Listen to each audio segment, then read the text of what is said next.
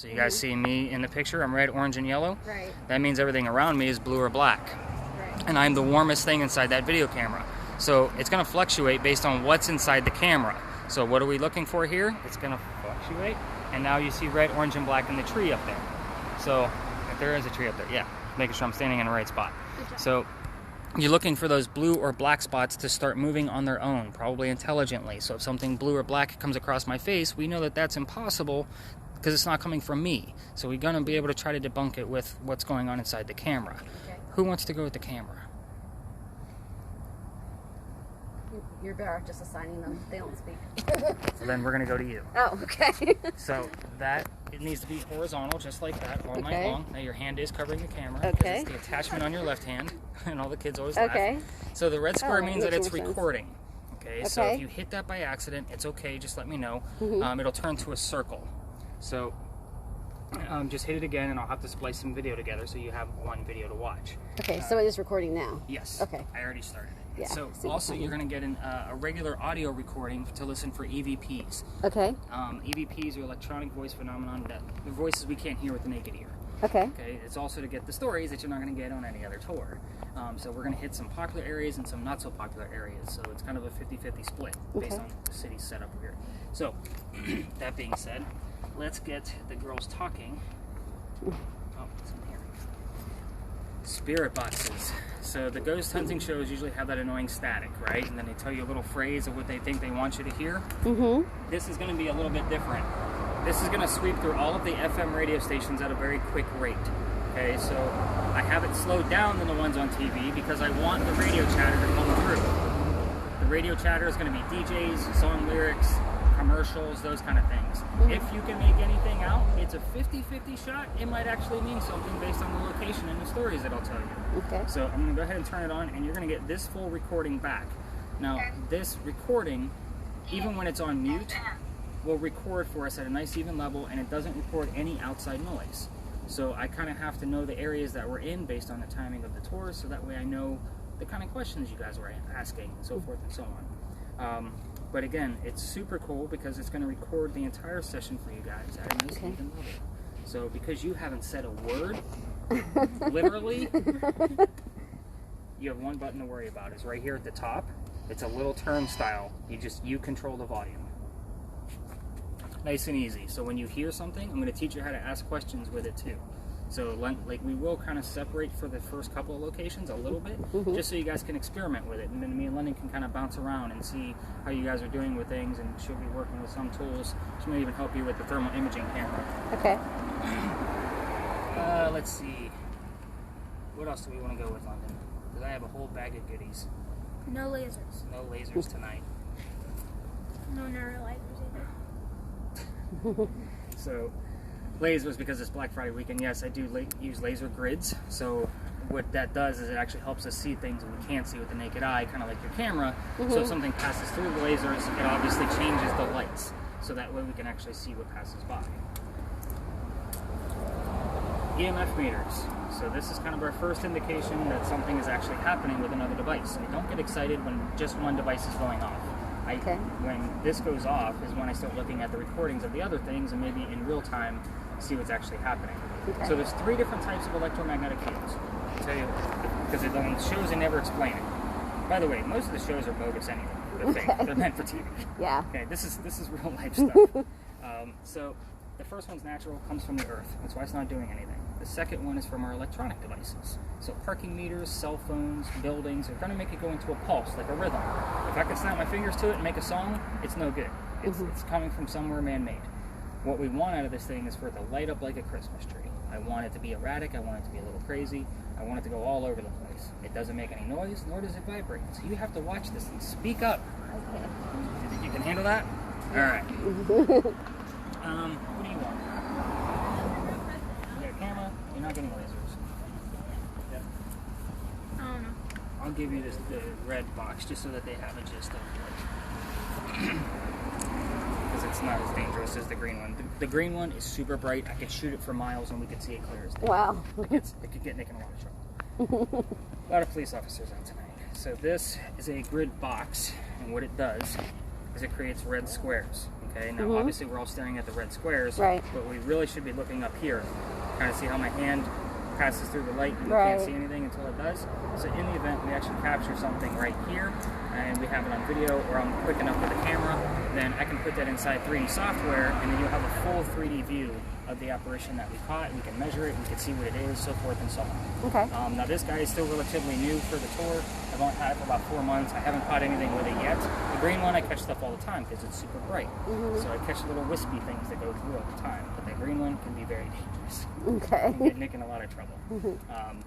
Last but not least, I'm gonna use a few things. I know I talk a lot. You guys have to shut me up every once in a while. Okay. Not you. You'll get grounded. There's a difference.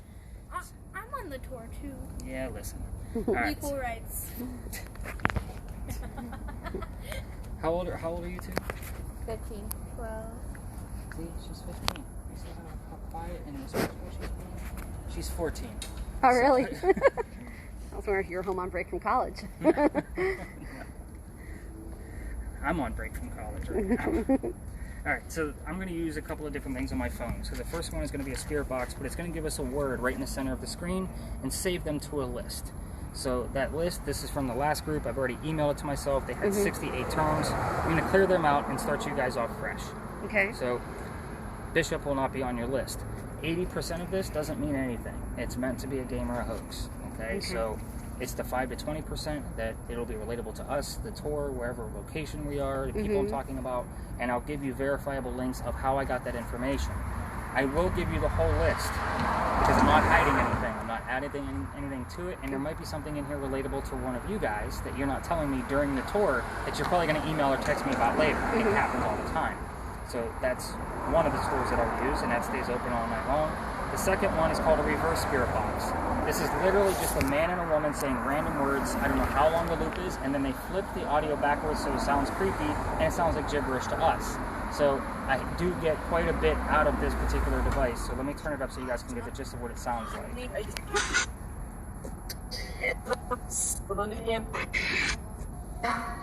Kind of weird. Sounds like a FaceTime call with Grandma. I love it. So one of the EVPs that I caught from here, actually the strongest EVP I've ever caught from here, was from that device. So this is baked beans breakfast. Did you guys catch that? Baked beans breakfast. So what happened? Baked beans for breakfast is what I caught in real time. Your spirit box said, "I'll fix you," baked beans breakfast, and then the digital word list gave me the word tea, all within 2.5 minutes of each other. I didn't catch the tea and the "I'll fix you" until the next day, but the baked beans breakfast, I had no clue what that was. That's apparently a breakfast over in the UK. I was talking about a woman from England. So again, very relevant to the location of where I was at. So those are all the tools that we're going to use for tonight.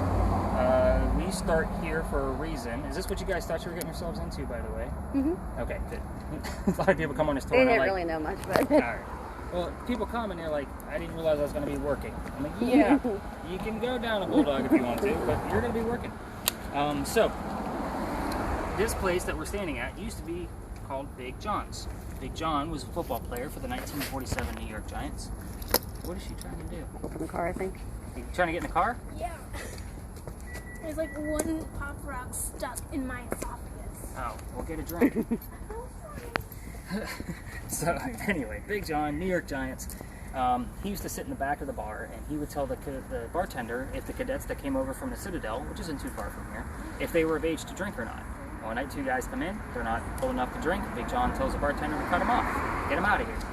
So they get mad, they leave, they come back the next night. Looks like they're parked there. Let's move down a little bit. I think we need to get their car. So they come back the next night and they try to steal the cash register from the front of this bar. And Big John sees what's going on. They get into a little wrestling match. A couple of shots were fired. John gets shot in the neck, and the bullet ricochets and lands in the wall. Big John gets up from the little rough and tumble, goes back to the bar. He's gonna carry that around all night? Okay. She thinks because Dad wears cargo pockets, and she can put anything in them. I like to be difficult. So it's the bullet hole that ricocheted off of Big John that haunts the place. That's where all the paranormal activity comes from. So it is said that when people sit in the front of this bar, they can get dizzy, a little queasy, nauseous, those kind of things. So I bring that up on purpose, and not anything to scare you guys, but if anybody feels any of those things, I need to know so I can move us to a safer place. It can happen. It has happened. So it's not often, so don't get too discouraged. I just like to put that little disclaimer out there.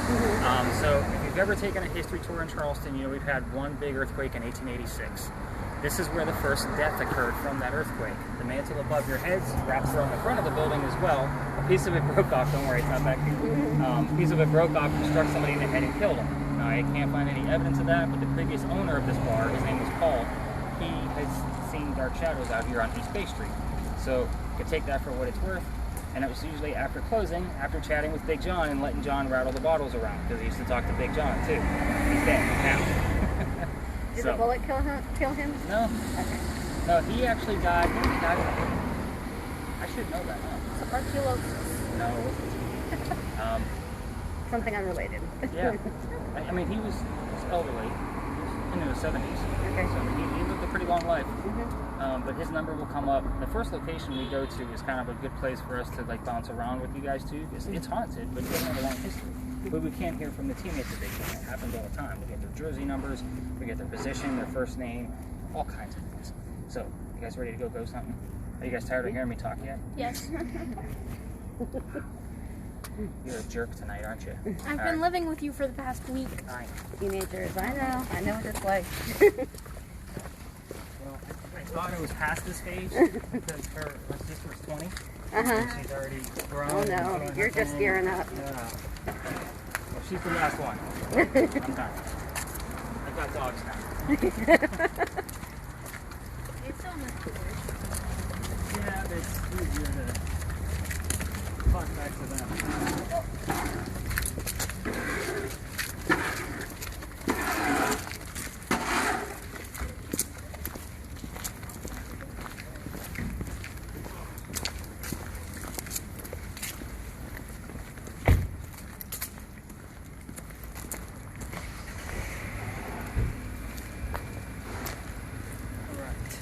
So, nice small group that can keep up with me. This is awesome. So, I actually love the smaller groups. Me Just so you too. know. Just because A, it's more personable for you. Not that 10 people isn't personable, because I still give everybody the same amount of attention, but we can chat more. Yeah. You know, you guys can tell me stories, you can tell me what you're listening for, we can spend more time, you know, at certain places. So this is the Red Barn lot. I know it doesn't look like much, but ghost hunting isn't about the sights. It's about where the ghosts are. So this is where we keep the horses for your carriage rides. They are inside the barn. So we're going to do our best not to spook them. Oh, look at that. You're getting your EMF's going crazy. That's awesome. So we're going to try not to spook them with your loud staticky noise. You're going to keep it audible to 1 to 2 people. But this is the same Red Barn lot where they kept the horses that delivered milk to Charleston. So that's all the history I have. So if that dates it for you, we're talking 1860s to 1920s is my guess. But I just gave you a few clues of things that we can listen for. And we're going to talk about your guys' devices a little bit more, but your spirit box in particular, this is going to be, and Lennon's going to work with you first. Oh. Yeah, we're going to go to work. Okay. Yeah, you should. Look at that, penalty. It's a football term, is it not? I'm not a football Yeah. guy. Okay. What's up? Nothing. What were you going to do? Oh, Were you trying to leave? No. Where are you going to go? I'm Get just over gonna it. drive your car. Yeah, good luck with that. You can't reach the pedals. So, this isn't the TV shows where they start provoking and Joey, why'd you kill Billy kind of mentality. We're going to start off with things that you might know. Your shirt's almost a solid color, so you might actually go with, hey, what color is my shirt? The example I normally give is what color is the barn. We can't deviate away from the color red. We all can see that it's the color red, unless of course someone's colorblind, and I'm sorry that I insulted you. But we all know that it is red. If you didn't know, you do now. So red is a definitive word. We're not going to ask yes or no questions. If you say, is somebody here, and they say yes, first off, that means somebody's here. But if they say the word houses, we think we heard the word yes. We want to stay away from those yes and no questions. Always try to rephrase it. If after asking what color is the barn or my shirt and not getting an answer after 3 or 4 tries, you might want to try to move on to another question. And you're going to wait about 20 to 30 seconds in between each time. What's inside the barn, we now just opened it up to horses, drafts, because they are draft horses, milk, delivery, a little bit of the history that I just animals, anything that relates to a horse. could be the word hey for all I know. It just depends. So if you don't get an answer after that, we're going to kind of gauge to see if I have anything and so forth and so on, and take things from there. Now, as far as your camera goes, let me show you guys a quick video of what we're actually looking for on there, so that way you have a gist. This video was shot in the next location that we're going to. This orange bar you see here is a wall. You're going to see two living people right there above the wall. See their heads? Okay, so we're going to fast forward a little bit, and you're going to see two dead people going the opposite way. Did you see them? Because it was like just black shadows. Right. So you're always going to try to keep a person in view. If you go ahead and point that camera up at me for a second, again, you can see I'm orange, red, and yellow, but watch what happens when me and London step out of the view. It's going to start to, you might see the outline of the door, but maybe not much. Yeah.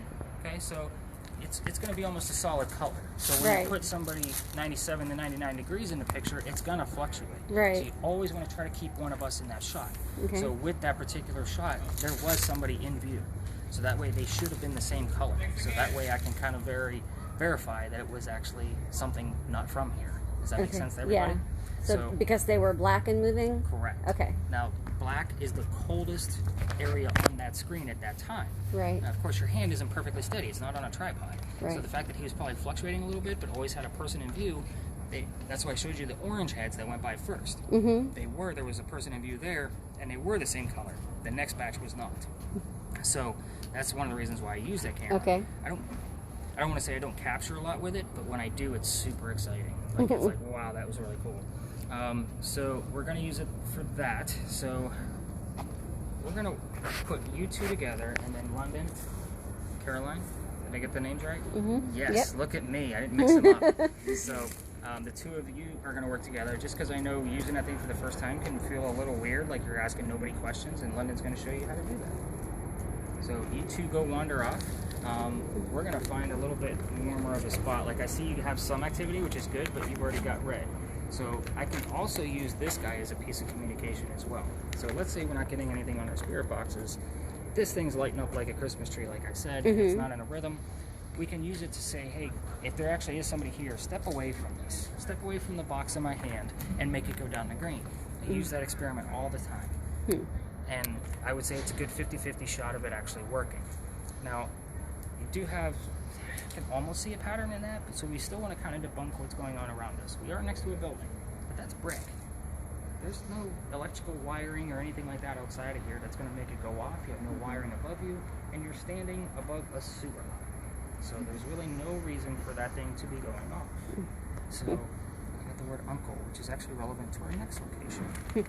So, but with your particular camera, you two are going to kind of wander around with and we're going to stay within the lot, just so you guys can get the gist of how this actually works. I bring you guys here for a reason with that too, is because you have metal, asphalt, brick, wood, foliage, all kinds of things in here. You're going to see the different temperatures. I also have different thermometers to try to debunk things in real time. An ambient temperature and a red laser dot, so if you do capture something and it is hanging out, we can try to debunk what it actually is. So kind of get the gist of what that works, and watch how this guy changes over the course of the lot. And it's changing right now. It's already going to a lesser piece than it was, because it was going up to red quite a bit, but I would almost consider that a rhythm, because it's just hanging out right there in the orange. I don't know what's making it do that, but something's hanging out with us for sure, because there's nothing here as far as electrical wiring. And if it was coming from the red barn, it wouldn't be that strong. It would probably just be touching the next screen in.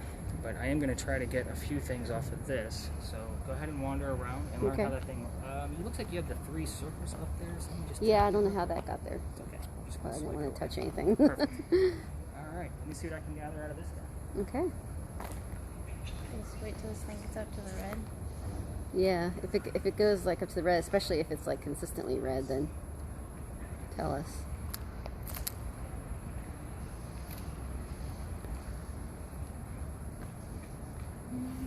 Let's jump back. We'll try and walk. You don't have to stay with me. Just walk around where you find it the strongest. So you're just gonna, if it's going away, then you want to go the other direction.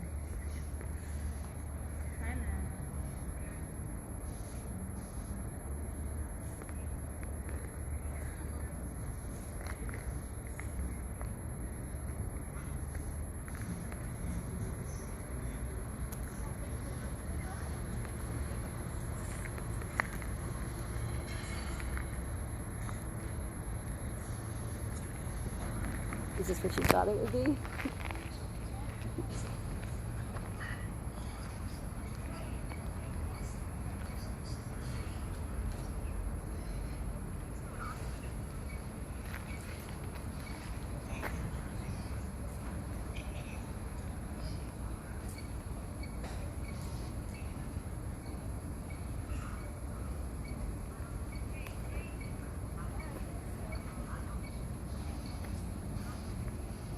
Going off there.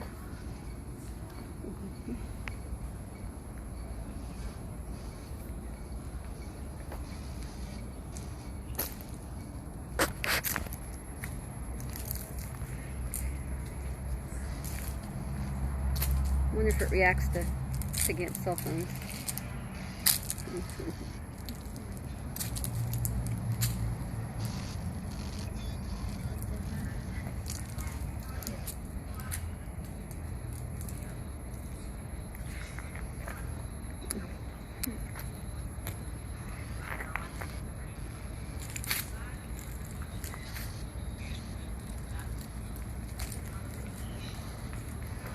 Now you know how to do this.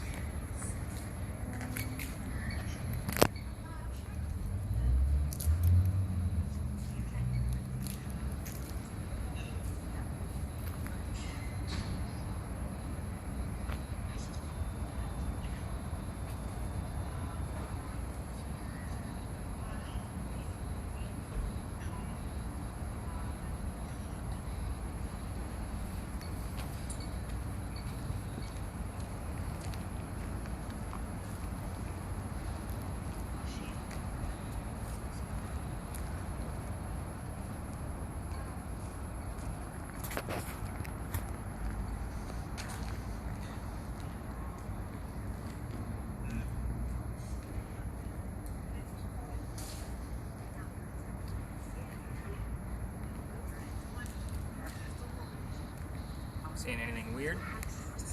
Not yet. So again, I blow that up on my TV in the morning. So if you miss stuff, it's not a big deal. You're basically a camera person all night. So I'm basically looking for black moving objects? Yep.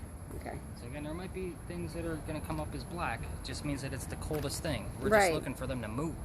Yeah. It could be, you know, a figure of a person. It could be just a black ball moving around, a blue ball. Just whatever the coldest area is, Okay. is really what I'm looking for. And she's getting some EMF like crazy in here, which is Yeah. good. It's getting really quiet. I'm closing down.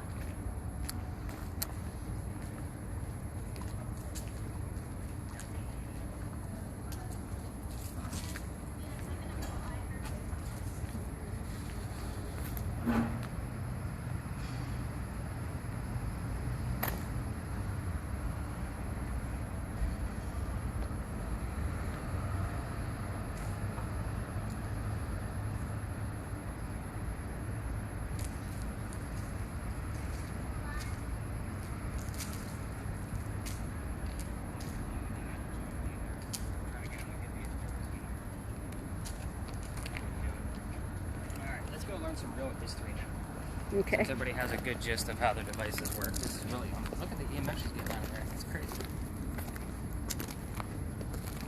Pretty nuts.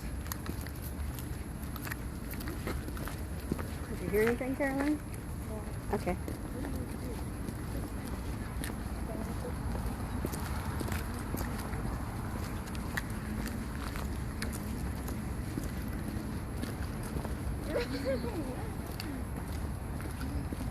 It's weird. Everybody always likes to take the 9 o'clock tour. I had almost a full group at 7. Oh. Well, we just drove down today, and I figured, you know, not have to rush dinner, and Sure. it's not like I can take them to the bars or anything, so. Why not? Another beautiful sight, right? Yeah. Wow. Nice parking lot. I know, it's gorgeous. Alright, she wasn't kidding about the sarcasm. With her. Alright, let's get you girls out of the driveway because that's the only way in and out of here. Okay. Alright, so where are we standing? This is home to Eliza and Charles Pinckney. So they're a pretty prominent family for us. So they had a son named Charles and a nephew named Charles. Look at your EMF, holy cow. It's going nuts, that's awesome. the son and the nephew, they were signers of our Constitution. The son was obviously raised here. I don't like politics. We're going to move on to Eliza. I don't think anybody in the group likes politics either. Nope. So, Eliza married Charles at a very young age. So this is the baked beans breakfast, where that came from. By the Okay. way. Also where that video where I showed you guys. So she married Charles at a young age because Dad thought he was dying and he wanted all his kids home and she didn't want to go. So she got married and she stayed here. So Dad got better and he started sending gifts over from England. One of those gifts happened to be the plant indigo. Indigo makes blue dye that makes our blue jeans blue. Mm-hmm. So it looks like Mom's wearing it now. We still use it today. It's a pretty big deal. It started right here. Of course, she had to turn it into a cash crop and then turned it over to Sneed Farm in Mount Pleasant. So with the slaves that she had, they actually were part of our Gullah culture. Those were slaves from Africa, a certain part, and they knew how to cultivate this plant. So that's how she was able to do it. She just used Dad's contacts overseas to start selling it overseas and become a businesswoman in the 1700s, which was a pretty big deal back then. So they have a little dog with them. You can probably see it. Okay, yeah, I can see the couple walking towards us, but the couple in the distance, it didn't change color at all. They're the ghosts. There he goes. There you have it. Live and in person. Like they didn't really show. Maybe it's too far away. Live in person ghost. Come see it all. So we get a lot of weird things from Eliza in this lot. So with your spirit box, again, I'm going to pair you up with London just to kind of see what you guys can capture. Eliza was the second wife named Eliza from Charles. So we try to find out what her maiden name was. The maiden name, and what's weird is the first wife also goes by her maiden name as well. So it's Eliza blank Pinkney. So we want to find out what those maiden names are. You can find out what happened to the mansion. You can ask anything you want to about Eliza's death, and London will help you with these questions. Mm-hmm. So with that being said, you can ask how old she was when she died, where she's buried, how did she die, and which U.S. president was a pallbearer at her funeral.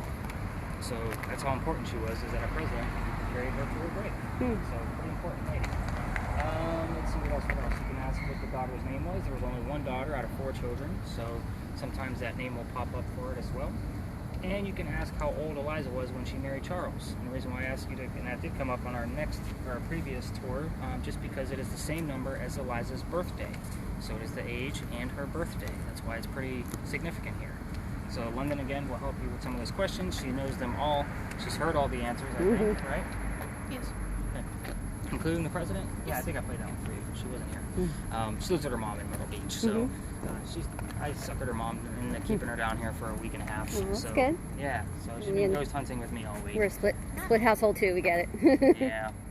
So, and that's a good almost 2-hour drive from here, Yeah. depending on which way you go. So, I figured let her skip school a little bit. Yeah. Just keep her down here. So, we only had to skip one day. Oh. We're doing the hybrid schools down here. Yeah. So, is that what you guys are on too? Yeah. They go 2 days a week in person, and the rest is virtual. Okay. You have the same thing, right? Yeah. So can't keep up with her schedule because it's like Monday and Tuesday you're virtual. Wednesday, Thursday, I'm in, and then Friday, we're all. Yeah, I can't keep Yeah. up with that. Like, It's barely very keep track. simple.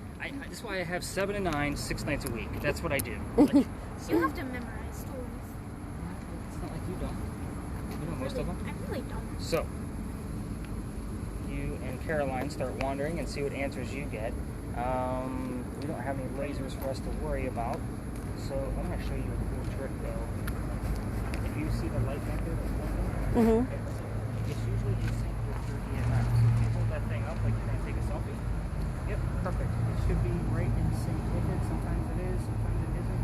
And that light isn't always blinking. It is kind of my barometer of how much activity am I going to get out of this place tonight. So I take that for what it's worth. A few nights ago it wasn't blinking at all, and I barely got anything. So just kind of proof that what goes on in here. And again, they're not even going to do an archaeological dig here, so there are no electrical lines. There's no anything in here to make that EMF go crazy, especially as much as it is. So EMF, is that magnetic, electromagnetic? Okay. Electromagnetic fields. So a natural one coming from just the earth, it would be back on green. But there's no rhythm, there's no rhyme to that. If she put it up next to a parking meter, it would go into a pulse. Like it would just pulse. And that's it. My cell phone, if it was on green, I would show you, but it's going crazy from whatever else is affecting it at this point. But this is another place where we're going to spend a little bit of time here just because I do get a lot of activity here. So kind of wander around again. Just be mindful. I do get a little bit of homeless folks up near the gate and by the dumpster. So I can see London went to Plainview. She's my Okay. girl. So Yeah. I keep an eye on everybody too. Okay. Look at that. That's the color you should be watching for. The black? Oh. But it gave us the word black. Huh. So we'll kind of take that for what it is right now, and maybe it'll come up later. Maybe there's something that's going to show up on your screen.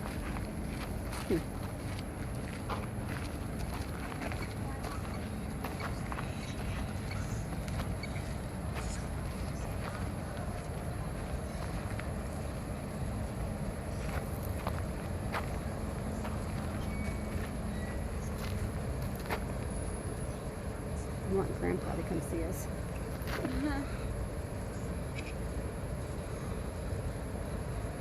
It is going nuts.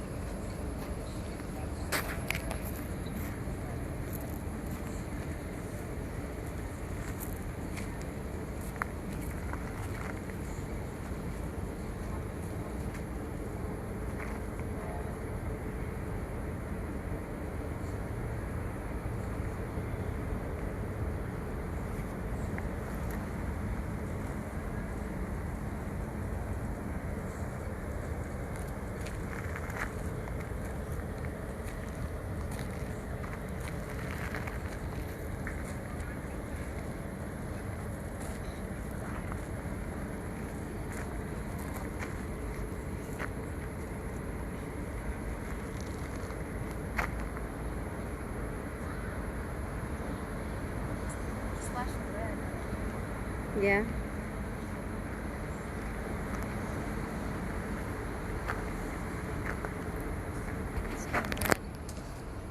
It's kind of like that wall where he saw the two ghosts before.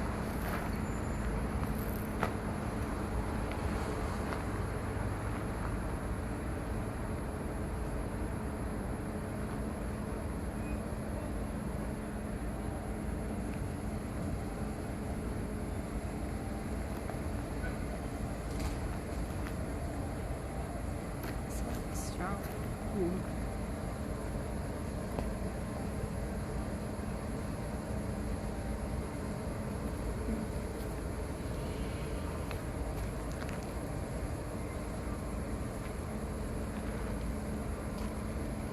Have you ever watched those ghost hunter shows? I watched it.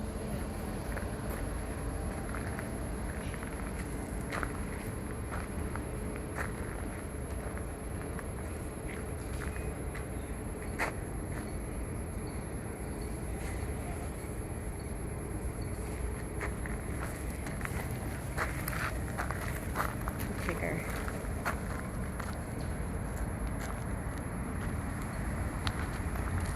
We take your picture with your ghost hunting stuff.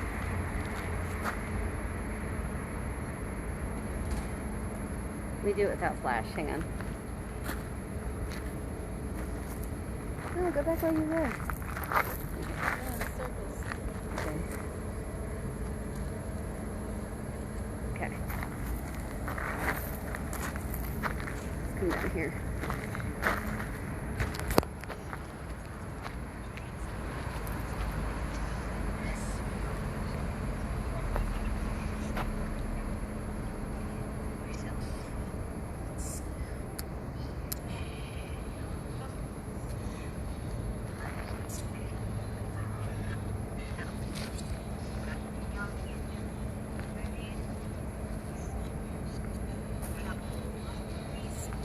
So I get the month here, July, all the time. And there's a little bit of significance with that because there was a lot of letters that went from the Sun to President Jefferson in July. But it happens here often. Oh, and right after the word black, I did get cargo. Cargo. So black cargo would have been the slaves. Black cargo pants. Well, they would have considered the slaves to be cargo. Oh, that's true. That's true.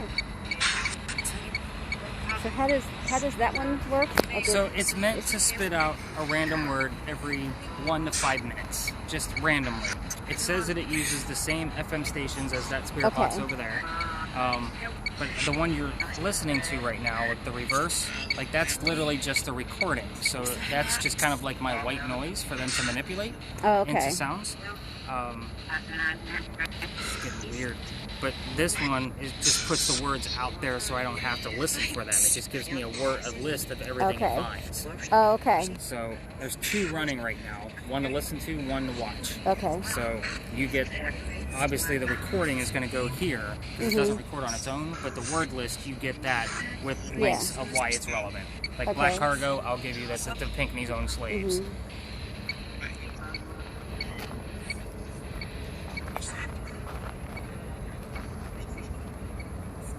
If you guys want to like swap your devices around, by all means, they're all one. You want to try this? I'm not worried about it. Yeah, just don't put anything here because of the cameras. Okay? Yeah.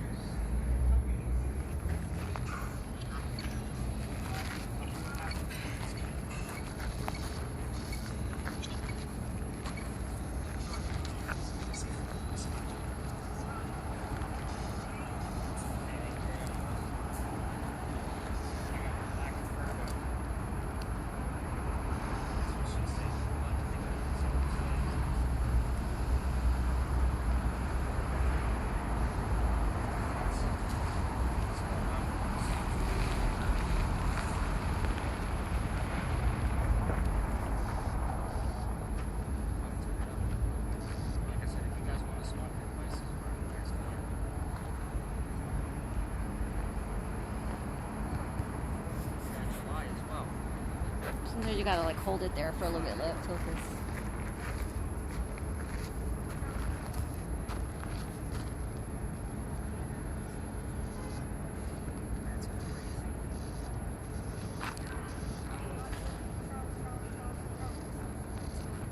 Last team, we had 2 Charleses on there.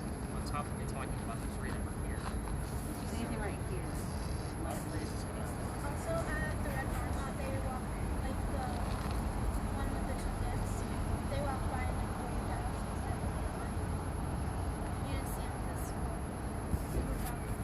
Put the camera like right in front of where I'm standing. Yeah, they walk by. July 4th just came up. Really? Yeah.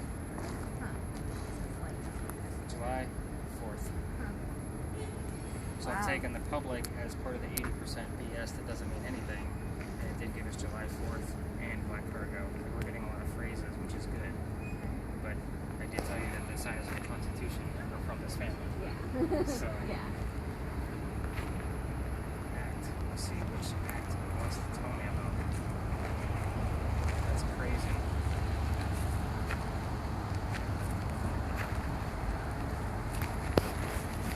Hear anything? Oh, and I was asking how old Eliza was when she got married. So we are getting some definitive activity. So we might want to turn your spirit box up a little bit more just so you can hear it. Maybe get the rest of the family in on it. Maybe they can help you listen. I'm going to walk around some more and see if I can't pick up. I don't see any of our friends in here tonight, so.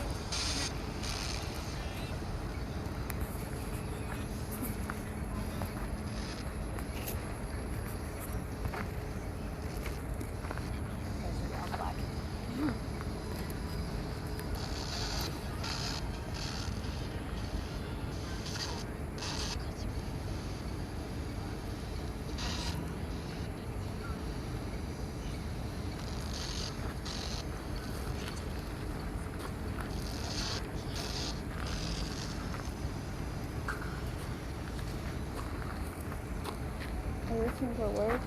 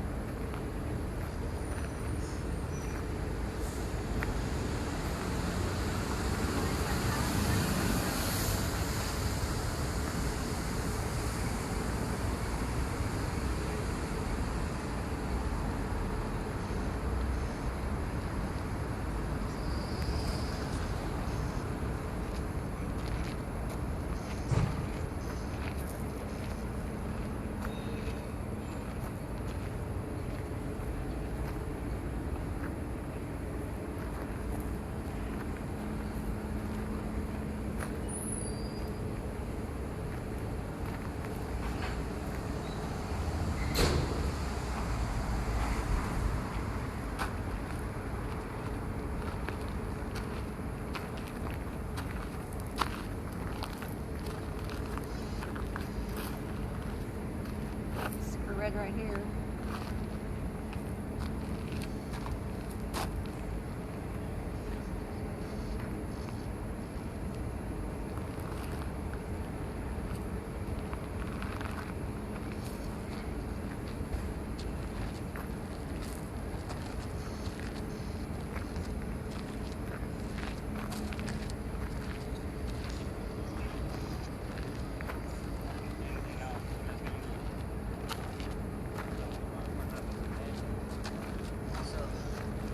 Part of the experiments are always that I can ask a question and the answer can go anywhere. The same thing with what they were doing. I mean, we have two pieces of audio running on the camera and this vocal piece here, and 3 spirit boxes. So my 2 plus yours. If I ask a question, it can literally go anywhere. A lot of times I'll ask, hey, how many people did I bring with me? So when you turn around and say, it's the number 3, and you don't know what that means, it's because I asked the question, you got the answer. You could be 50 yards away from me. That's why I kind of walk around and don't always let you guys know what I'm asking. Yeah. You're going to find out the next day when I give you the recording. That EMF is going crazy. I know. So, she did hear wedding music right after I got the word bride. So we'll take that. We'll definitely have to. It's not the number I was looking for. But I wonder if it would have been in 1750 when she got married. Now I gotta dive in. Look it up. Pretty sure freak is not something Eliza Pinckney would be calling me. But that would be very interesting if it was 1750. I would definitely take that as legitimate evidence. So the answers to those questions that I had you guys ask, the mansion did burn down in the fire of 1861, and it was up in this corner, 2nd story. So that's usually where I get a lot of the activity, especially if I'm asking what happened to the mansion. You'll get something, burning, fire, along those lines. We were talking about Eliza Lucas Pinckney. That was the maiden name. Eliza Lamb Pinckney was the first wife. Eliza Lucas died at the age of 70. So that's why I knew 50 wasn't relevant. From breast cancer in Philadelphia. So she's not even buried here. She stayed buried up in Philadelphia. That's where we kept her. And yet she gives me enough activity down here. Pretty obvious tonight, I think. We got some really good stuff. I'm actually really excited about this. I know I don't get like jump for joy Zach Bagan style, but this is the kind of stuff that really happens. So what else did I ask you guys? Oh, it was George Washington that was the pallbearer at her funeral, right? And I've had that EVP come up, George Washington, clear as day. Really? Yeah, so I need to separate that so I can show it off on the tours. But it was pretty clear, and it actually came through that spirit box. So that's not something you would normally hear on the radio. Yeah. So when it does come through, it's like, oh my God, what does that mean? So George Washington, of course, I look it up. He was a pallbearer. My phone always loads here. Yeah, it's not loading. Gods. Don't have anything. Anyway, I did get the name Robert too. I don't know any relation to a Robert to this location, but I'm trying to think what else did I have you guys ask. Were you trying to look Eliza Lamb Pickney or Eliza Lucas? Lucas. So let's see, because she was 22 when she got married. That's the number I was looking for, because her birthday is December 22nd. 1793. Is that when she I Died. think that's when she died. We want to find out when she was born. 22. So I don't see any. 1722? Yeah. So, but I was asking her how old she was when she got married. Oh. 22, so that would have been 1744. Dang. So not 50. Not 50. So 50 could be something else. Who knows? Maybe it was the age that from July 4th, 1776, when they signed the damn Constitution. So I'll definitely have to look all that up. But July 4th is exciting. Black Cargo is exciting. Let's see, what else did we get? I did get the word animal, and I was talking about, obviously, the horses over there. That was pretty early, but we'll kind of take that for what it is. But July 4th, yeah, that's exciting stuff. D. No idea. Sometimes we just get a random letter. We're going to walk up East Bay Street about 4 blocks. Okay. Your EMF meter is going to go crazy because of the parking meters. You can ignore it. Don't get excited. Okay. Don't be doing, woohoo, we got ghosts following us. Definitely keep recording. If you want to listen to the spirit box along the way, I'm listening for names. I'm not going to tell you what names they are, but if you hear gentlemen's names, let us know. I'll explain why once we get to the location of where we're going. So, let's take a hike, and then you guys can ask me questions along the way, because it's a good 5-minute walk.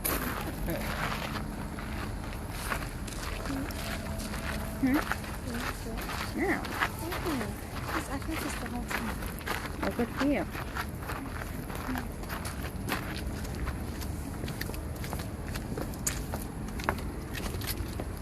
This is like what Team Edge is using.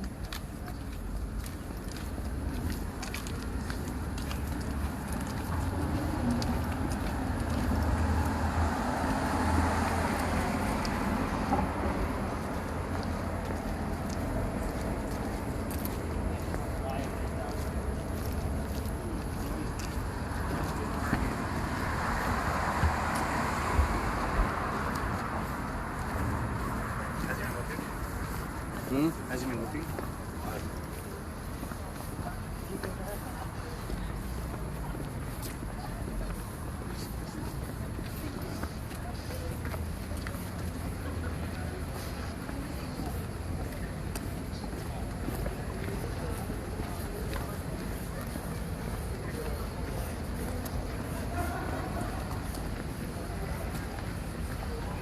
That's a pretty building.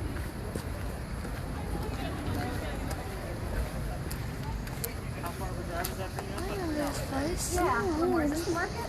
Yeah, open air market. So it's open during the day for fun. But they made it so you have to go up to the side windows now. Oh, okay.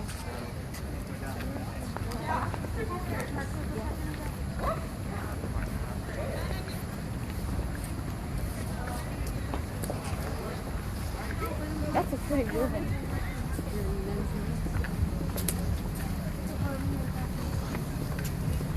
Oh, look at that. Customs house?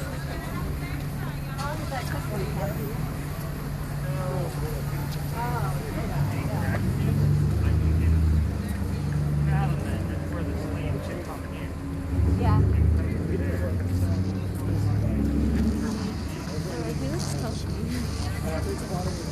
Not gonna lie. Yeah.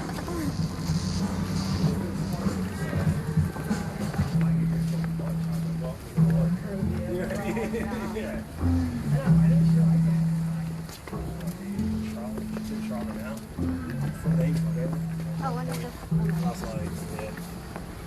She was like a city vibe better in Charlotte. Yeah.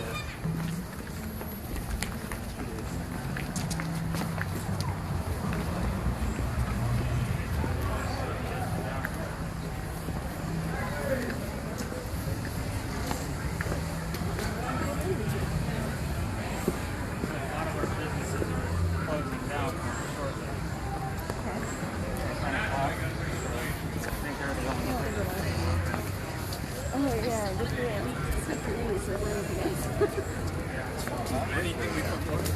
Yeah, let's do that. Let's do that.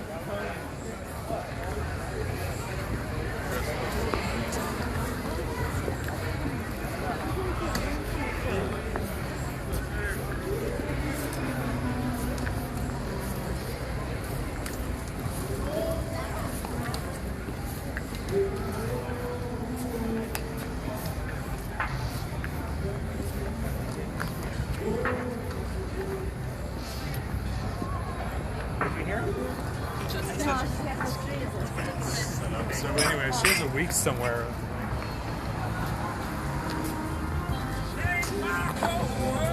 guys parked in that lot right next to where we started, correct? No, we walked from our hotel experience. Okay.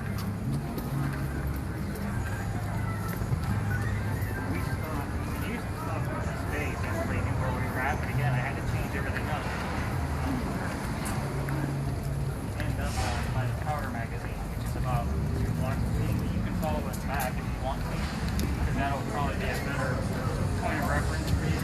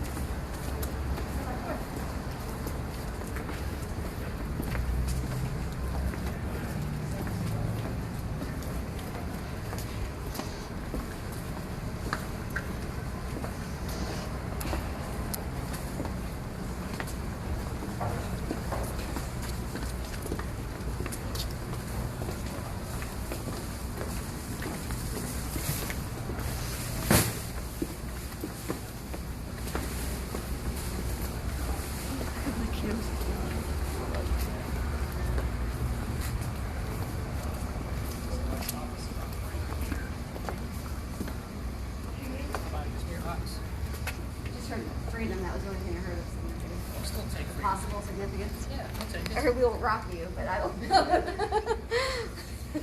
So this is Lodge Alley. So go ahead.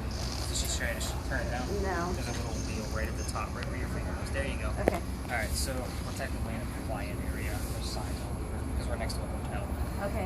So this is Lodge Alley, one of the oldest streets in Charleston. The reason why I was asking for names is because I have the list of residents of all the people that used to live here before these buildings were here. So they lived in little shotgun houses, and it was considered lower class. The buildings you see down at the end of the street, Charleston used to be much skinnier. All the stuff you see around the edges is all man-made stuff. So those buildings wouldn't have been there. Low tide would be coming through here all the time. That bad smell, like, you could definitely tell this was lower class. They did an archaeological dig in between these weird bricks we're walking on, and they did find some of their tools and silverware and some of their clothing. So that's how they were also able to determine that these people were lower class. There was a lot of fires down here in the room. So there's a big, long report of what they found when they did the dig. So they did find some things that were scarred from fires. Okay. So the names that I normally get are Benjamin and John. There's 4 Johns that lived down here in the 70-year span that they had people living here. But Benjamin, there was only one. And there was another person that lived down here as well named John. So when they show up together, it's pretty easy for them to put it together that there was, only 2 out of 4 people that come up on the spirit box. So people from the hotel. I'm surprised that they brought the dogs down here. But at any rate, the Masons also used to be down here, so this is another interesting alley. And you just get all kinds of things. With pictures, there's orbs all the time. You get little tendrils that move around, and I get video and all kinds of things. So we'll see what happens on your thermal imaging camera. We're we're going to continue walking through this alley, but we are going to be in a neighborhood. We're going to be kind of brisk because we don't have cameras to take pictures with. It's in a residential area. So we're going to cut across the street kind of at a quick rate to go into the next alley. And I'll tell you the story that's going on there. But Benjamin and John hopefully will come through. I didn't get anything either that came through, but I did get the word scientist, which with our masks and all of our devices, we probably do look like scientists to the ghosts. So we'll take that for what it's worth, I guess. But there's a pretty neat story on the next one. When's the last time you were here? Or have you never been here? I was here for like a blip about 9 years ago. Oh, wow. But I mean, I literally stayed on Kiwa Island, came over to Hanks for dinner, and went right back. Like that's it. Yeah, fair enough. All right, well, let's go check out this next place and keep listening to this.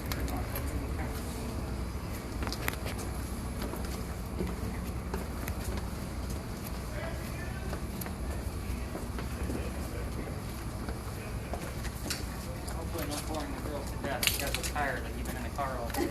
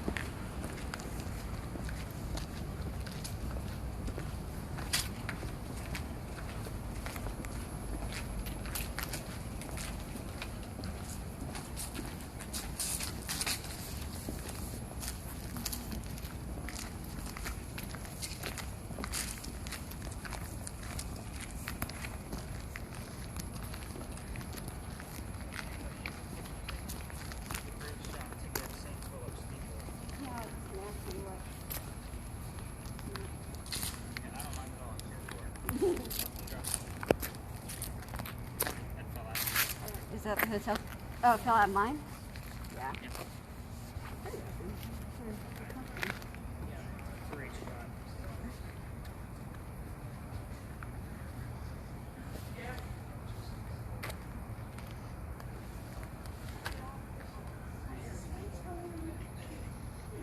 We didn't use it.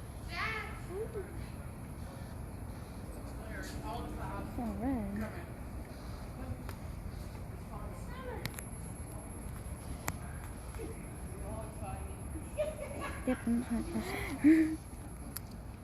Alright, so I normally tell the story out here. We're going to go into this alley. We're not going to go too far into it because at the end is residential. This is kind of where things had to change for me. I'm going to take you all the way through it and let you check it out. But depending on how many tours are in there, we can probably go in a little bit, but not too far. Okay. Alright, so this is Philadelphia Alley. Ironically, also the same place where Eliza is buried. But it used to be called Dueler's Alley. So, do you guys watch Hamilton? I have. Okay, so this is going to be, usually it's the kids that are all into it, so Yeah. They're all about the duels. But before that used to be called Cow Alley, because this is where we kept all of our livestock in Charlestown. So, so we all tell the story of a duel that occurred down here, and it's about a doctor who moved down here from Rhode Island. His name was Joseph Brown Ladd. Now, I'm giving you keywords to listen for, obviously, for your spirit box. And he moved down here from Rhode Island because he was supposed to get married to his fiancée, Amanda. Amanda just inherited a bunch of money, and the attorney that was handling that money said, "You're not going to get married yet. Send the doctor away. Let's make sure he's not just after your cash." So the doctor moves down to Charleston, and the coachman that brought him into town set him up to be robbed and killed. Somebody walking by saw what was going on, and he said, "Let me take you somewhere safe." He took him over to 59 Church Street. So it's about a mile and a half from here.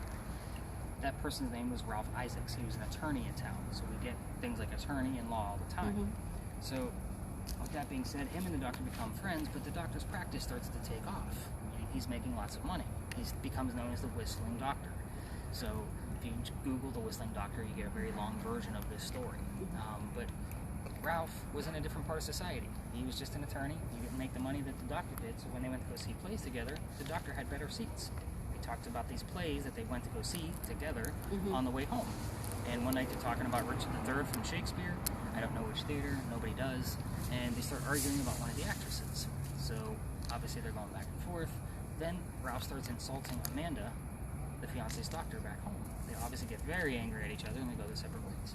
Ralph, being from Charleston, calls the newspaper and he says, I need to place an ad. He tells the people of Charleston what a disgrace the doctor is to the city of Charleston. He's not from here, he's not one of us, he charges us too much money, yada yada yada. The doctor rebuttals with, let's go to Dueler's Alley and let's settle this.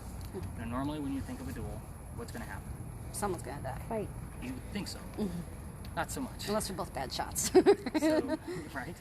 So that was probably a good 25 to 40% of the time only. So when somebody did die, they would go through that door over there. We're going to walk by it. And they would take the dead body over the courtyard, over to the cemetery at the church, drop the body, and go celebrate the wedding. Here's what happened with the doctor.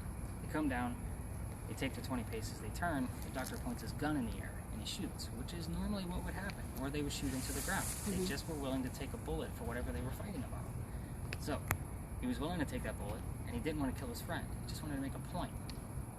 Ralph, he did take a shot on the kneecap of the doctor.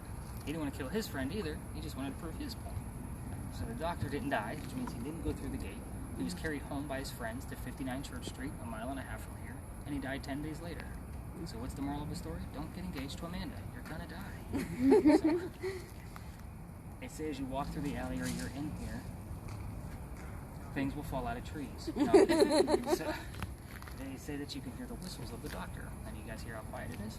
It's always like this, unless there's a bunch of tours in here, which is why I normally tell the story out here. But it is always this quiet day or night. So this is where you're going to listen to your audio. You're going to crank it up on your drive home or in your earphones, wherever you're listening to it, and you're going to be listening for whistles. We do have a lot of hecklers. There's a fake one. So you're going to be listening for a very faint melody in the background. I only have 2 in the year and a half I've been diving into this place that I can't debunk. So I kind of stay away from the spirit box. It's going to be hard to do because we're such a small group, but we'll just kind of keep it at an audible level, and that way you guys have a nice clear audio to listen to. This is, again, I would normally take you all the way down and then to investigate another building. However, we're going to go learn about a pirate. We're going to go learn about a hotel that turned into a theater and all kinds of things instead. And there's a bunch of different legends around the corner. We're going to get hopefully close to that cemetery if the other tour groups aren't in my way. Okay. So I don't know if I think I told you, I only go up to 10. The other tour companies, they're money hungry, so they take their groups up to 20 and sometimes over, and they always crowd that cemetery. So we're going to kind of walk through here. If you want to grab some pictures, this is the most beautiful place in Charleston. I don't hear any other tours, so it's probably empty. But yeah, grab some pictures if you can. Okay. And then we're going to actually hang right. So Okay. when we go through here. But we got to get you a creepy Iron Gate sound effect. So.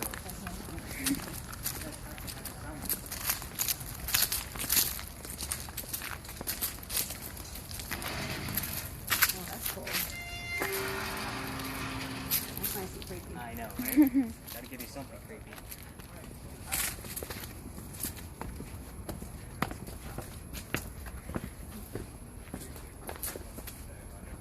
You know, he always tells his guests to shut him up. No one ever does it. I know, right? Hard to do that. I tried. At the beginning of the corn, you said I was around you. So this is the doorway where they would take the dead guy. The gate wasn't here, so the gate is within, I would say, the last 50 years. But they would take him over the courtyard and then drop him over to the cemetery.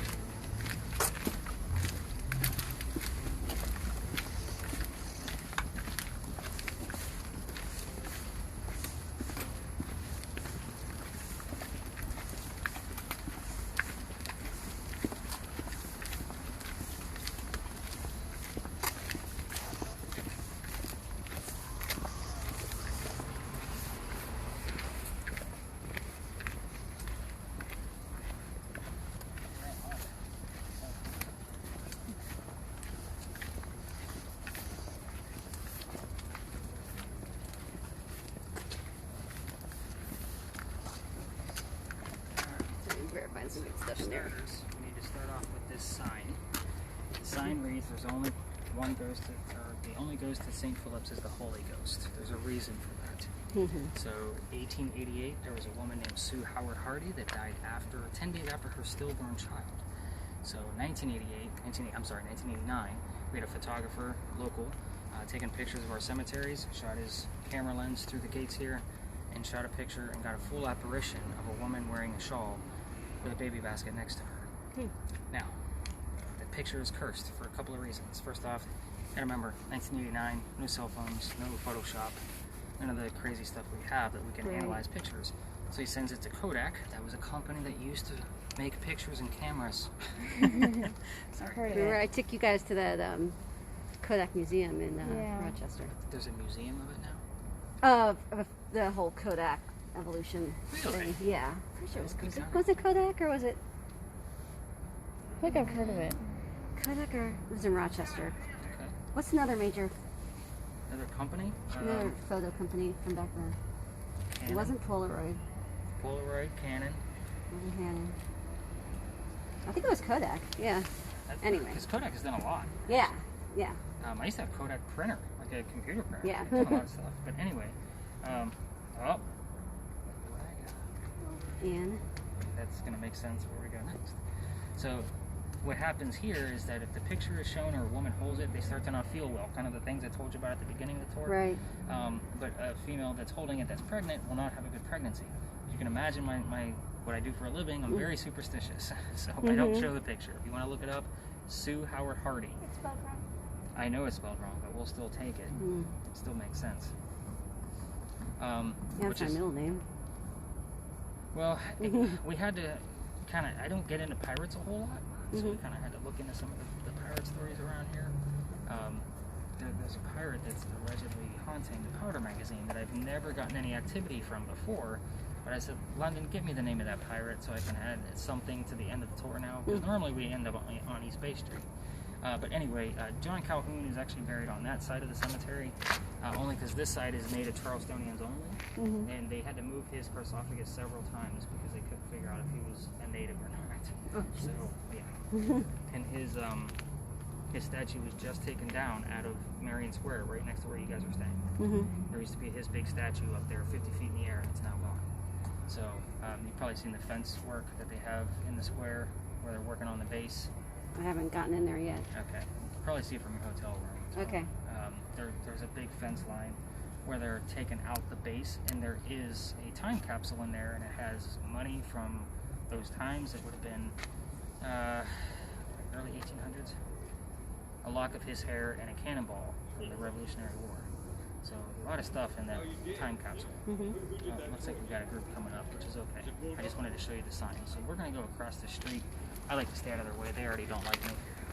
So we'll go across the street and I'm looking in. Where did you go? Right here. Did you go down to White River?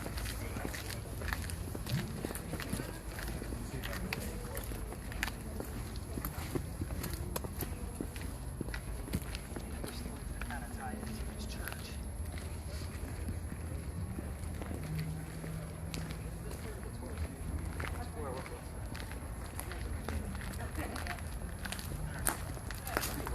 I like these. I'll be the teacher. So the other stories that go wrapped around this church are there's the pirate house, which is on the other side of the cemetery on this side. The pirate house is where Blackbeard's men would come in off the ships and they would go hang out. Now Blackbeard would stay with the ships. He never set foot on Charleston soil. So as you know, they're probably is it over in Roanoke area where his treasure is buried? Do you guys know that story? I've heard of Blackbeard, but not too many details. He has a lot. His name was Edward Teach, was his real name. So if we get the name Edward or Teach come up, that's probably why. Right. But at any rate, his men would stay over at the Pirate House, and then there was a tunnel that went from the Pirate House 1 block away up to Dock Street Theater, which is one of the top 10 haunted locations in America. So they also say there was a rumor that Blackbeard's treasure was buried in that tunnel, but we filled it in back in the 1990s, so we'll never know.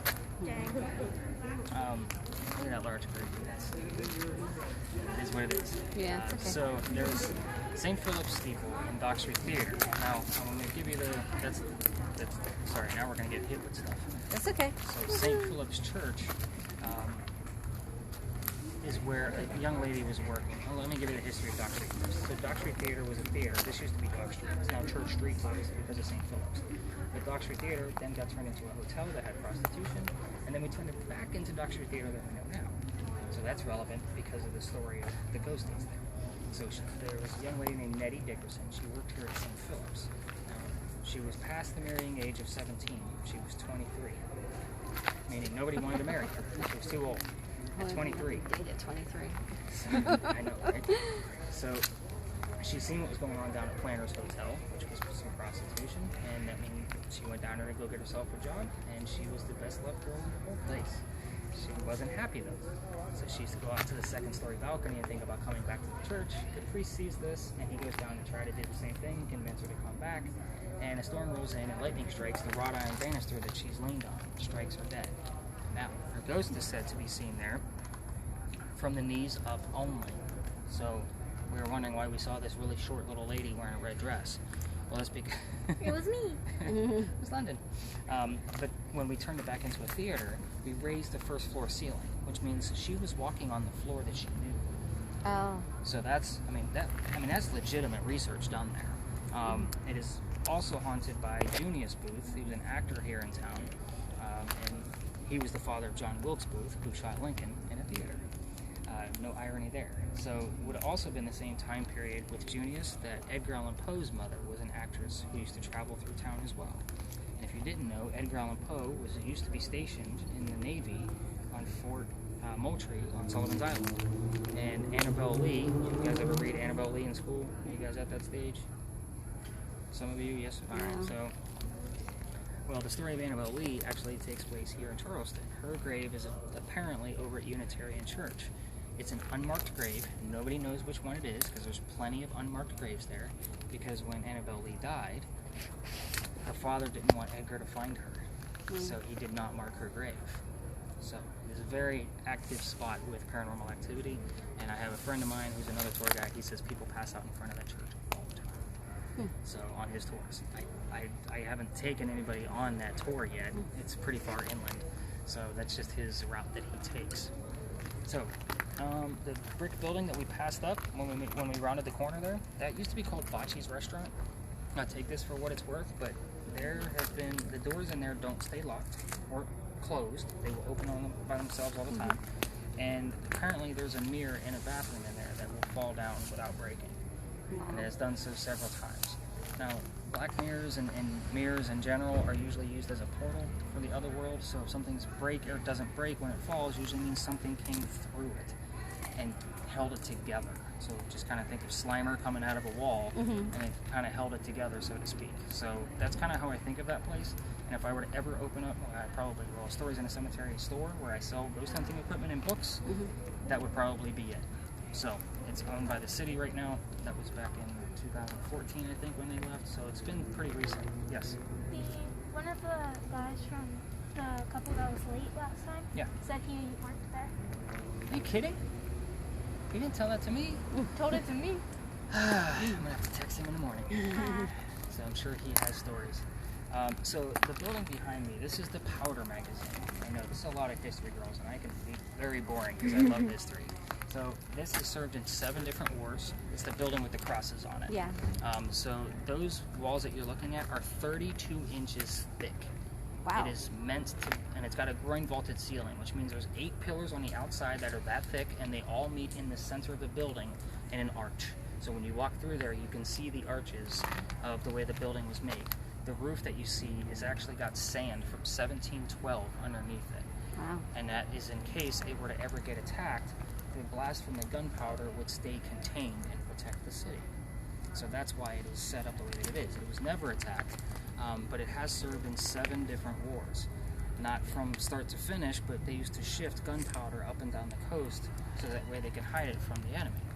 So 7 different wars. That's a lot of wars that this place held gunpowder. And all the uniforms from those wars are inside. Well, until they cheat to go in there, by the way. It's a small little museum now. I have a season pass because they have a great library in there. Okay. I get a lot of books from them. I don't get, I've never, I won't even say I don't, I've never gotten activity from this place as many times as I've been in. And you can imagine I usually have something on me when I'm visiting. I've never gotten anything, but we did get Anne a few minutes ago. And that's from Anne Bonny, the pirate that allegedly is the one haunting this place. Why she's haunting this place, I have no idea. Even the books on the Powder magazine don't give you that specific information. They say you can actually see her all over town, but the fact that we got her name when we're just across the street is the first time I've ever seen anything. It wasn't just because we just looked it up before we met with you guys. It's kind of like, damn, because I don't get into pirates. It's just not my bag. But Unless it's Jack Sparrow. even then, I'm not. It's just not my thing. But that's like the gist of this whole corner. So I do want to kind of see if you get anything on your spirit box as we get closer to it. And we're going to spend about 5 minutes by it. And let's see if we get any EMFs from you. I've never gotten anything, so let's see if you can capture it for the first time. Let's go.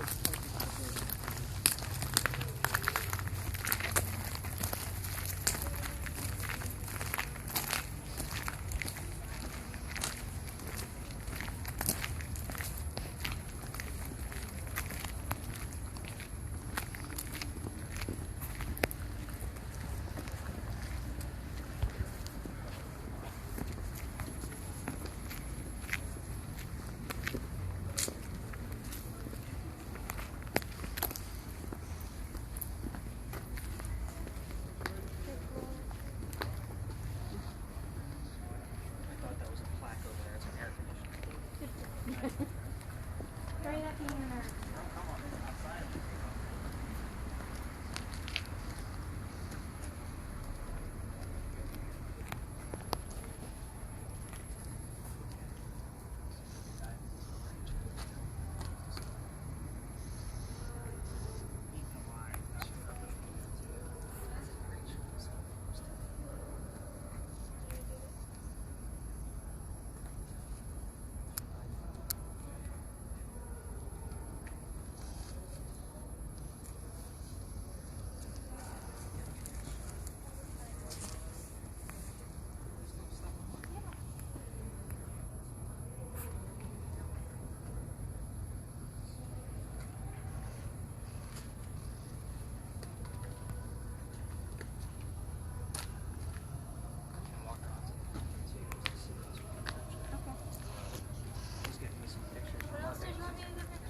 So stand basically on the 53. Keep the garbage can out so we get a view of this and that. Anything in the windows? There's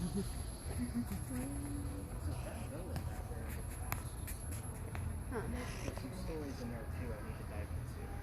Again, this all started with I got screamed at in Philadelphia Alley 2 nights ago, right before Thanksgiving. Yeah. And because it's residential, there's a new guy who just moved in. You're not supposed to be here. I'm like, we're just. So now it's like I gotta figure out like all the extra pieces of the puzzle of how to fill this in for you guys. I might actually have to go into a pirate story. I don't want to. But everybody loves pirates too, apparently. Good shots.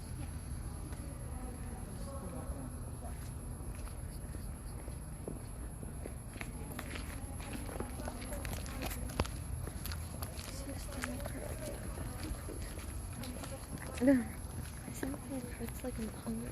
Like I ate so much.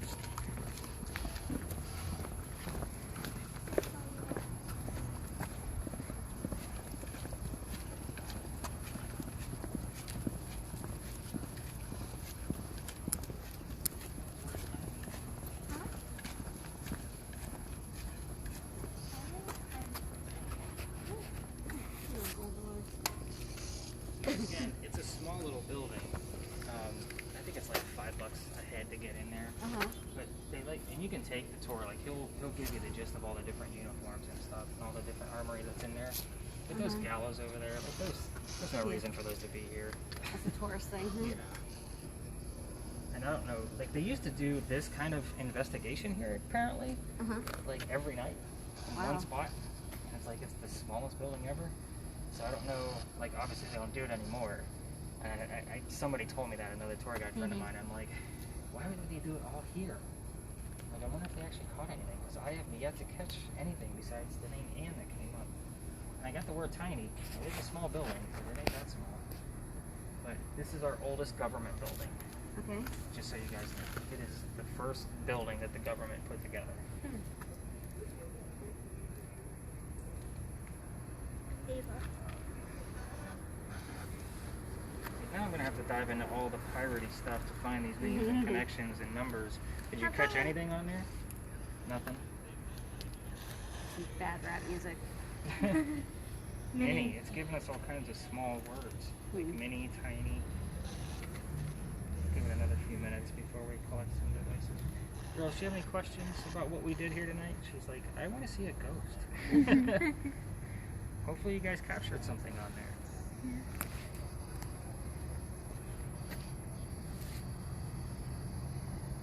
It's like you guys got the whole city to yourselves out here, huh? Quiet. Have you explored other cities, you know, the same way? Yeah, so when I go and I'm doing my own investigations, that records when it's on mute. So I can slide it in my pocket, and I put the camera in my cargo pocket, so just the camera sticks out. I got an EMF, my phone's doing its thing. So I'm in there just like a tourist, like everybody else. I just got back from Gettysburg. Okay. I did the Flight 93 Memorial in Shanksville. Trying to think where else. I've done a bunch of places up in Myrtle Beach, because that's where I lived. We're hopefully going to be going to New Orleans and St. Augustine in this coming year. Talk to your mom. But anyway, so yeah, I mean, we do travel, and my vacation isn't a normal vacation. Yeah, you're on a mission to explore. Well, even when because my wife's family lives in Pittsburgh, so I say, how many days can I go something? You know, I need more podcast episodes, because that's where I put all the investigations. So I type it all up and give all the evidence, like what I do for you guys, and then I talk about it on a podcast. So remember, I left a six-figure job to do this full time. So it's kind of like I need all these different streams of income. You know? So I get it. but as many places as I can get my hand, like I got 4 investigations sitting on my desk right now. I haven't posted yet. I haven't even had time to go through the data because I've been so busy with you guys. You know, it's every night, because I do this in the morning, and it takes me 4 hours because I do 2 tours a night. So I get up at 8, usually done by noon. And then I finally take the dogs out, and you know, it's life. You know, I got to do homework because I'm almost done with a master's degree. So we got 8 more months to go. I figured it out this morning. Master's degree in what? Creative writing. And then hopefully I can start my PhD program right away if I'm accepted. It's a program where they allow you to pick your dissertation. So I will choose the paranormal, which they're on the fence about. So I'll be a doctor of ghosts when I'm done. It'll be based on all the equipment that we use, and obviously the more advanced stuff that I use for myself. And I try to keep it simple here because you guys aren't used to listening to this. But yeah, I have a bachelor's in English and a bachelor's in journalism, so I can write fiction and non. And then I do have 7 books published. So it's you know, this is life, and it's all about death. That's interesting. My life is about death, so that's all I read about. And of course, when she's down, her mom doesn't always allow her to watch all the ghost hunting stuff, so that's all I see is YouTube and, you know, that on the TV that she wants to watch all that stuff. But she's learning things of what not to do, because she knows that stuff's made for TV. Yeah. So It's the drama. you know, and she'll say, Dad, they got this device. I'm like, well, that's a device they made. You know, can we find something that would work for us relatively close? Where did they get the idea from, and where's the mentality behind it? So, you know, we take down a lot of notes and things that we want to put together. And you know, my wife works at Best Buy, so you know, that's her day job. So she gets involved because her degrees are in graphic design and photography. So she does all my design work, she does all my logo work. You know, all the stuff she did was from scratch. So it's a whole little production at home. She does all my book covers, my headshots. She does all of it. Oh, So that's great. when I'm done writing a book, I have to tell her, like, you got a month. Get that book cover done. Well, how many pages is it going to be? Like, she goes into all the details of thickness and what gloss, what tone of theme I'm looking for. And I have to give her a few sample chapters. So, I mean, it's a whole production. She has an office and I have an office. You don't have an office. I have a room. You have a room. Good thing you marry someone useful. Well, what? Useful to your craft. Yes. Do I need to leave the room? No. Well, I'm not married to her mom anymore, so Yeah, figured that. you know, it's part of the job down here. Oh, the poor dog. I'm scared of the dog. Sorry, we're animal lovers. Like, Oh no, here, same here. 3 labs at home. oof. The ghost is a Democrat. I want to say it would have been Charles, the father, husband to Eliza, was a Republican. All 3 Charleses. I think the son was a Democrat. I don't know. I mean, we're I pretty. don't know. we're a couple blocks Politics. away. It scares me. Yeah, same here. I don't get into politics at all. Mm-hmm. But yeah, I mean, we are part of the reason why my wife and I click so well is because we do work well together. Mm-hmm. We talk about everything, and we keep everything. It's either nothing's ever personal when it comes to business. Mm-hmm. So if I hate a book cover that she designed, I told her, like, I hate this. Mm-hmm. Like, this color is wrong. The shadowing's not right. The picture's not right. I told you to go with this artist. You know, like, why did you go with that? And she knows it's business. And she'll just say, you're the client. I'll fix it. Mhm. Give me 3 days. Okay. Here's the artist phone number again. So we get it. It's the same thing. If I Yeah. write something that she hates, or she's like, that's not for the intended audience that you thought, Mm-hmm. take it out. Okay. I get a second opinion just to verify. Done. But yeah, we work really well together. That's good. And you said 3 labs? I'm sorry. Yeah, 3 lab rescues. Well, one of them, she's a lab plus a lot of other things. The other 2 look to be pure labs, but they're all rescues. Yeah. So we have pure labs. What kind of rescue? So I have my epilepsy. My wife is also Oh, yeah. disabled. So Okay. we have 2 mini dachshunds. Mhm. They're both support animals. So Oh. mine actually helps with my medications and stuff like Yeah. that. And then hers actually helps when I'm not around because she uses me, because she wears braces a lot. Mhm. So when I'm not around, she gets pretty jittery, nervous, and things like that. She's a nervous disease. Yeah. So Emily she's a very calm dog. She's a wire hair. Mhm. So she's a very calm and fat and lazy dog. So she kind of, isn't she? She's my little fluff ball. Aw. But Byron, he's my sporty little Yeah. dapple dachshund. Like, he looks like a chocolate chip cookie on top and then milk at the bottom. So I have cute. Byron and Emily, my poets. Yeah. She wants to get a 3rd one, and I'm like, no, Oh, 3rd one's Could awesome. name him Scooby-Doo. no. I'm pushing for 4. 4 was always my intended number for dogs, and my husband's not quite on board with that yet. I'm trying to I'll win convince- eventually. So, There's no way. Yeah, so this is yeah. just a release. Oh, we live on an acre and a half, but they just want to be on my Oh, couch really? all the time. It doesn't matter how much land we have. They just want my couch. Not ours. Yeah. But they are runners. Like, they will run and run and run and run and run and just chase each other. I mean, Yeah. they're best friends when they're not working. Yeah. But Byron is trained, like when I have him out like this, and he gets a little weird about people in my bubble. That's why he doesn't come on the tours. Yeah. If I have him out, if I'm at the grocery store, he's in a perfect walk. Well, let's get out of their way again. Okay. We can actually. So does he sniff out your seizures or? No, he actually works with more so the medications, because the medication can go awry. Yeah. So if I'm not doing well, but he kind of just keep looking at my face. Okay. And, that's Sorry for trouble. yes. Yeah, my first brought That out was dogs. the song that Helping them take care. I trained service dogs. Blind and yeah. We watched that special on Disney. It just blew my mind. Disney. How I know him. they know what I actually provide. Mhm. He's toxic. He's wiry. Yeah. Oh, really? He was smooth. To be able to sit while I'm looking at the grocery store or whatever I need Mhm. and have a loose leash and not move. That's what wants to do. There's a ghost too. You're a ghost. My whole life has been a lie. You know those Sam McBowie YouTubers?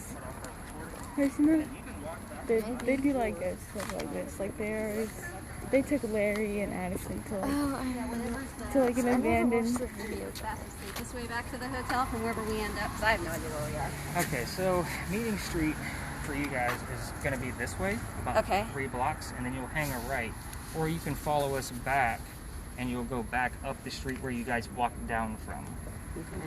So if you want to judge the distance based off your phone, I'll go ahead and take the girls' devices. Oh, you actually got a little bit. Well, that's probably from that little thing right there. See how it's steady? That's what we don't want. That's from that little grid box right there.